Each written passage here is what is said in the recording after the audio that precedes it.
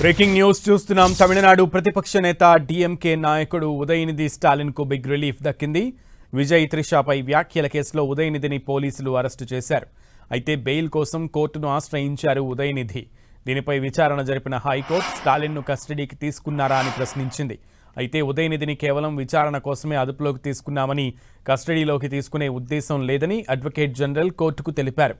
దీంతో విచారణ అనంతరం ఉదయనిధిని విడుదల చేయాలంటూ కోర్టు ఆదేశించింది. అలాగే విచారణకు సహకరించాలని ఉదయనిధికి సూచించింది.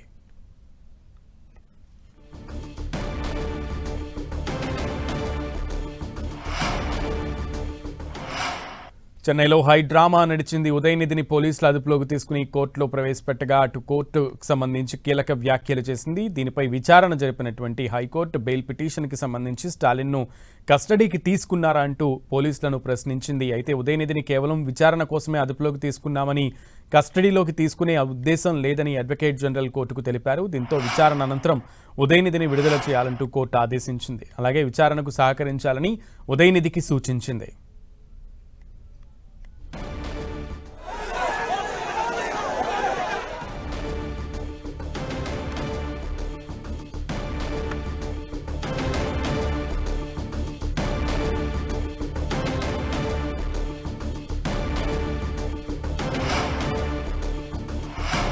మరింత సమాచారం మా ప్రతినిధి మురళి అందిస్తారు. మురళి,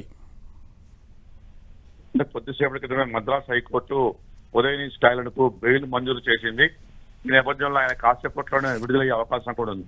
ఉదయం నుంచి మనం చూసాము, ఏదైతే ఒక వివాదాస్పద వ్యాఖ్యల కేసులో ఉదయనిధి స్టాలిన్ ను పోలీసులు అరెస్ట్ చేశారు. నిన్న తంజావూరులో ఉదయనిధి త్రిషా గురించి వివాదాస్పద వ్యాఖ్యలు చేశారు.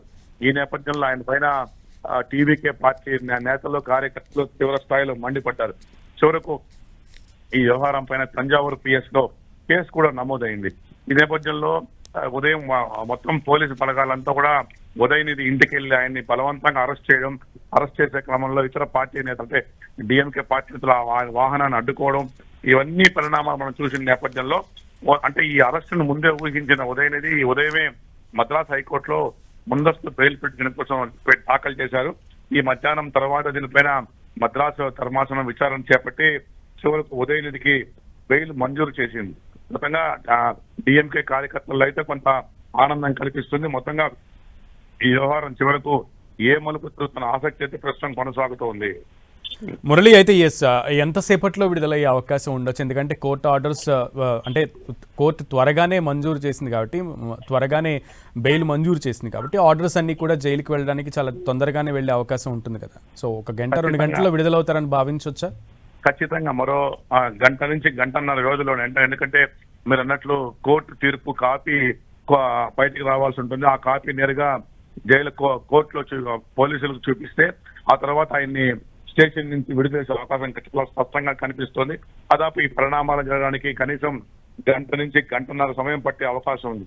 ఏదేమైనా ఈ కేసు అయితే ఇంకా కూడా కొనసాగుతుంది. కానీ కోర్టు అయితే బెయిల్ ఇవ్వడంతో ఉదయనిధికి తాత్కాలికంగా ఉపశమనం కలిగినట్లయింది.